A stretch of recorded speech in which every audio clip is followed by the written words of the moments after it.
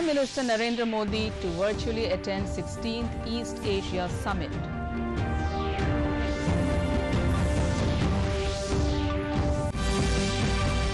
Defence Minister Rajnath Singh addresses Indo-Pacific Regional Dialogue 2021.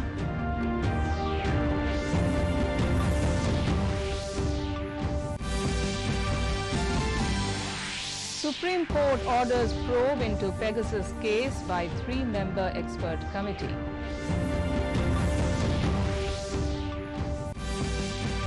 Campaigning for by-poll in Assam comes to an end today evening.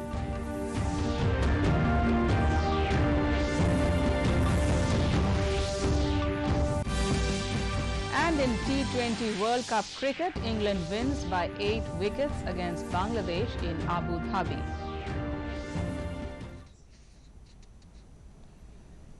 Good evening and welcome to the Northeast News. This is Joshna Borwa with the news in detail. Prime Minister Narendra Modi will attend the 16th East Asia Summit today virtually. The East Asia Summit is the premier leaders-led forum in the Indo-Pacific. Since its inception in 2005, it has played a significant role in the strategic and geopolitical evolution of East Asia. The leaders will discuss matters of regional and international interest and concern, including maritime security, terrorism, and COVID-19 cooperation. Meanwhile, India, being a founding member, is committed to strengthening the East Asia Summit and making it more effective for dealing with contemporary challenges.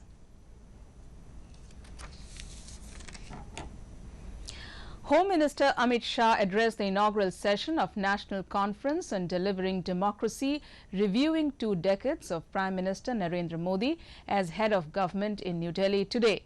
He said that Prime Minister Narendra Modi's reforms have always been based on the needs of the poor, and Modi have given a human angle to GDP. He further added that Modi initiated projects that contributed to India's development in all sectors. He also stated that so far 19 lakh crore rupees have been sent through direct benefit transfer, supporting the poor and needy across the nation under various schemes. हमारी बहुपक्षीय लोकतांत्रिक संसदीय व्यवस्था fail तो नहीं हो गई है। बड़े धैर्य से जनता ने फैसला दिया और प्रधानमंत्री नरेंद्र मोदी को 30 साल के बाद पूर्ण बहुमत के साथ इस देश का शासन सौंपा। पहली बार किसी गैर कांग्रेसी दल की पूर्ण बहुमत की सरकार बनी। 1 महीने में पहली बार भारतीय जनता पार्टी को पूर्ण बहुमत मिला। Defence Minister Rajnath Singh has said that the rise of serious threats such as terrorism, piracy, drug trafficking and climate change have thrown new challenges for the Indo-Pacific region. Addressing the inaugural session of the Indo-Pacific Regional Dialogue 2021 through video conferencing, Singh said the nature of these challenges in the region has considerable transnational implications which require a cooperative response. He stressed on the need to find convergence of interest and commonality of purpose on maritime issues. The minister further added that India is committed to respecting the rights of all nations as laid down in the UN Convention on the Law of Seas.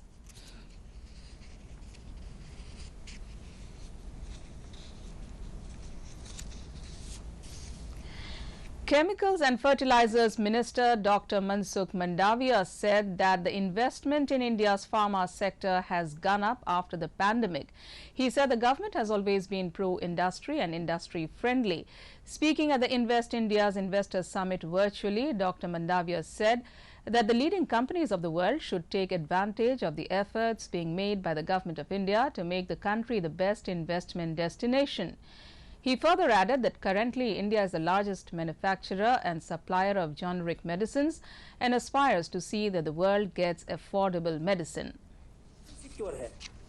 अब आपकी industries वहां जितनी secure है इतनी ही आपकी industries India में secure है। India is the best invest destination बने, इसलिए भारत सरकार की ओर से जो प्रयास हो रहा है उसका लाभ इंडियन कंपनी भी ले, दुनिया भी ले। The Supreme Court today ordered a probe into the Pegasus surveillance case by a three-member expert committee. The committee will be headed by retired Supreme Court Judge Justice R.V. Ravindran.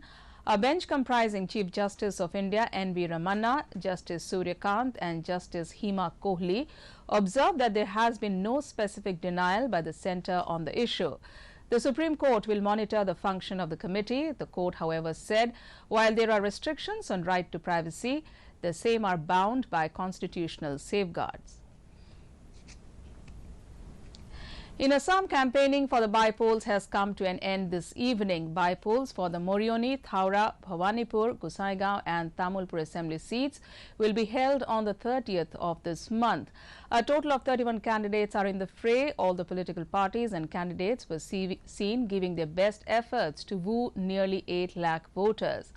Meanwhile, senior BJP leader and Chief Minister Himanta Biswa Sharma, Union Minister Sarbananda Sonowal, State Congress President Bhupen Bora, AIUDF Chief Badaruddin Ajmal, Chief of Raizor Dol Okhil Gogoi held rallies at various places where polling will be held. It is mentionable that BJP is contesting for 3 seats while its partner UPPL will fight in 2 seats, while the Congress, BPF, AIUDF and independent candidates are also in the fray. Arunachal Pradesh Chief Minister Pema Khandu, on the second day of his 3-day tour to India-Tibet border areas of Tawang district, held a public meeting at Mago village. The minister stated that the meeting was a display of great civil-military harmony and thanked the Indian Army for taking care of all arrangements at the venue. He further added that good road connectivity is a pressing issue for the people living near the Tibet border. Donating a Mahindra pickup for Mago village, he hoped that it will provide temporary relief to the villagers while transporting essential goods over the tough terrain roads. In T20 World Cup cricket, England in fact defeated Bangladesh by 8 wickets in today's first match in Abu Dhabi. Batting first, Bangladesh scored 124 runs for the loss of 9 wickets. England successfully chased the target in 14 overs, 1 ball at a loss of 2 wickets.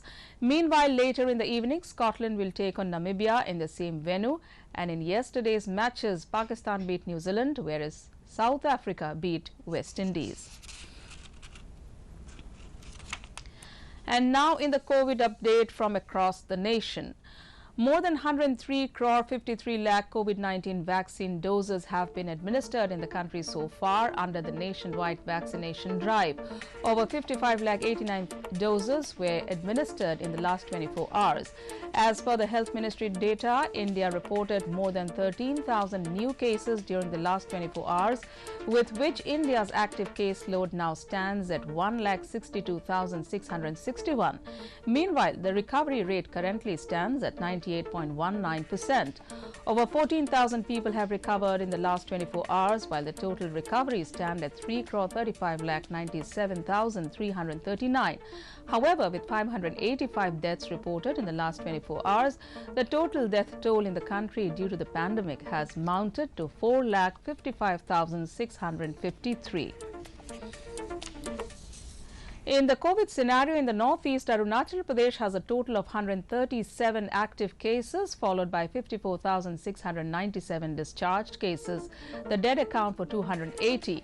Reporting 2,644 active cases, Assam has a caseload of 5,99,290 released cases.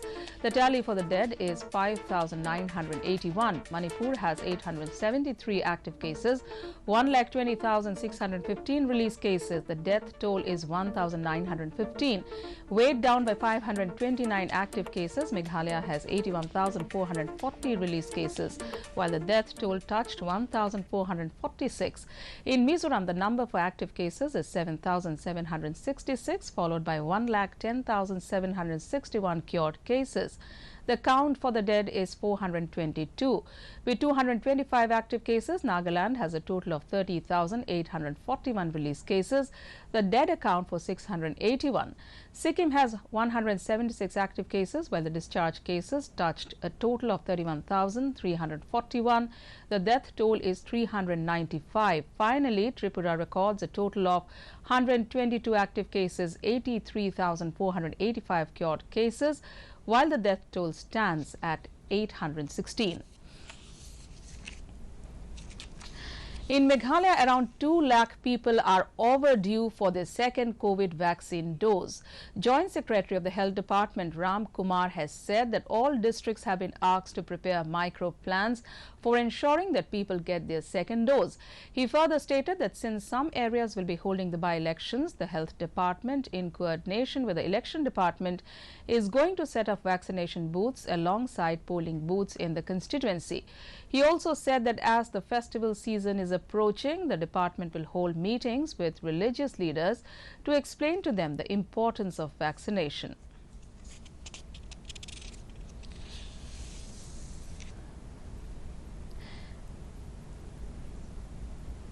Meghalaya too joined hands with the rest of the nation and is observing the Vigilance Awareness Week.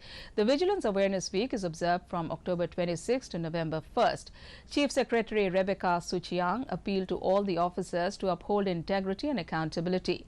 Speaking at the program, Suchiang said that there is a need to bring about simplification of procedures and e-governance to ensure transparency and accountability. Similarly, a program was also organized at the NEC to observe the week with the theme Independent India at the rate of 75, Self-Reliance with Integrity.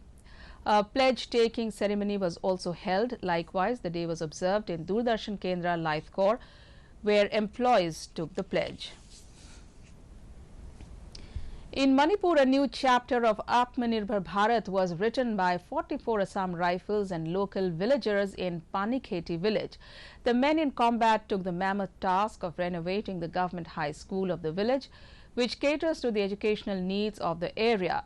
As part of the initiative, the school underwent repainting, landscaping, arboriculture and a cleanliness drive to add value to the students' life, considering the remote geographical location. The renovated school was inaugurated by the Commandant, 44 Assam Rifles, and handed over to the school authorities. Speaking on the occasion, he said that every child has the right to education, which is imparted in a premium learning environment. For more updates, viewers can also watch our bulletins and other programs on our YouTube channel, DD News Guwahati.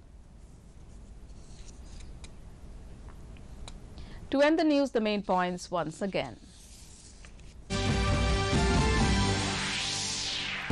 Prime Minister Narendra Modi to virtually attend 16th East Asia Summit.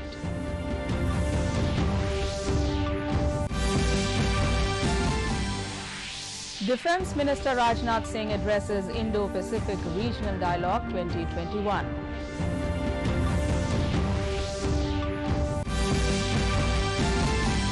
Supreme Court orders probe into Pegasus case by 3-member expert committee.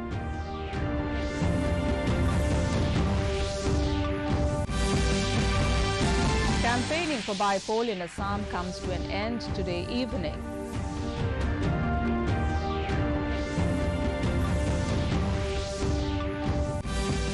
And in T20 World Cup cricket, England wins by 8 wickets against Bangladesh in Abu Dhabi. And that's all in this bulletin. Thanks for watching. Namaskar.